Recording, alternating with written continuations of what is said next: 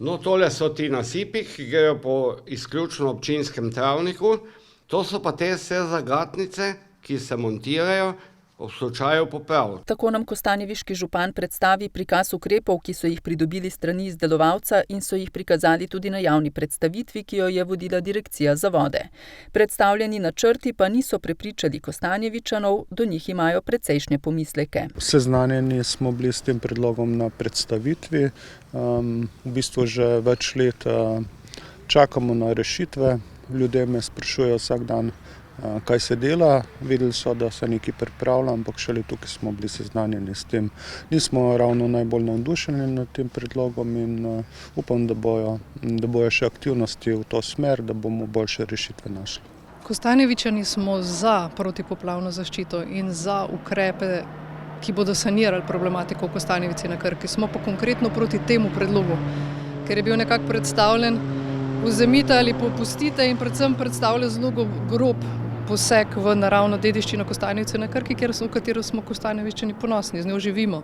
Poznamo prednosti in slabosti reke Krke, s katero živimo vsak dan. Mi vemo, kako Krka prihaja. Krka ni reka, ki bi odtekla mimo, nas poplavi in vse to, ko govorijo o podtalnici, je to podtalnica, ampak to, ko Krka pride, to je nivo Krke.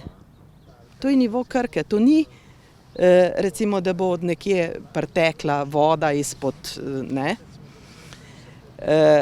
In ta projekt bi nas spravil v bazen,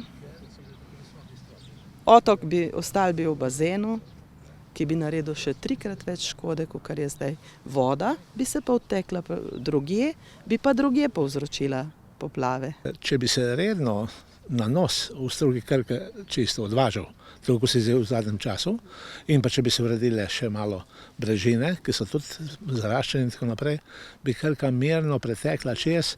Jasno, da se tudi spodnji del Krke uredi, torej občina Krško s Podbolčjem in tako naprej. Gre za podoben sistem, ki varuje Celje in Laško, pa tudi Dunaj in Prago, poudarja kostanjeviški župan.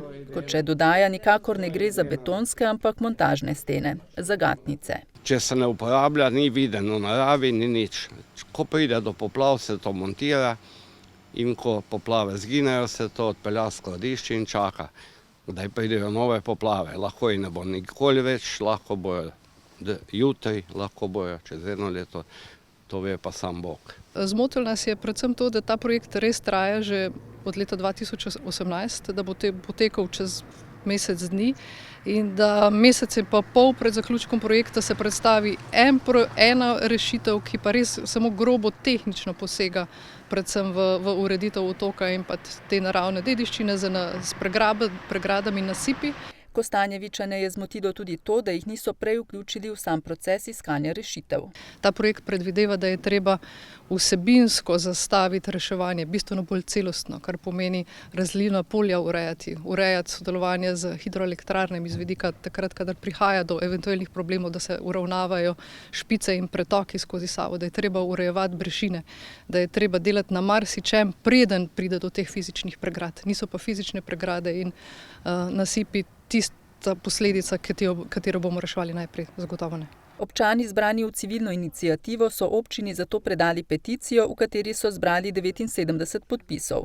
Večinoma gre za prebivalce otoka, ki bi se jih takšna ureditev najbolj dotaknila. V peticiji smo zapisali ravno to, kar sem poudarila, se pravi, da se zavzemamo in se zavedamo te odgovornosti protipoplavne zaščite, zavzemamo se pa za celostne rešitve. Da se urejajo sonaravne celostne rešitve bistveno prej, se pravi razlivna polja, pretoki, uravnavanje brežin, sodelovanje z elektrarnami, da se o tem dogovarja in najde rešitev, ki je bistveno bolj celostna in ne posega grobo v prostor, kjer živimo. Mi smo takoj odreagirali, poslali civilni iniciativi pismo, zahtevali v 5 dneh sestanek z njimi, da določijo 3 člane svoje iniciative, predsednika pa 2 člana, s katerimi se bomo potem pogovarjali mi kot občina in sama direkcija ali pa Republika Slovenija, Ministrstvo za okolje in prostor, Direkcija za vode. Potem pa bomo videli, časa imamo zelo malo, tako da je treba zdaj to na hitro postopati. Časa imajo do 21. novembra. Ja. Kaj je takrat rok za? Rok, da se zjasnimo, če s projektom gremo dalje ali ne gremo. To se mora občina. Ja, seveda oni se pač obračajo na lokalno skupnost, ne, ker je tukaj pletena. Moram povedati, da je to lokalna skupnost tle finančno ni udeležena nič, da je to 100% državni pa evropski projekt, tako da na naši strani je bolj zagotovitev služnosti gradnje pa takih zadev. Projekt, ki bi trajal do leta 2023, je sicer ocenjen na 6,8 milijona evrov.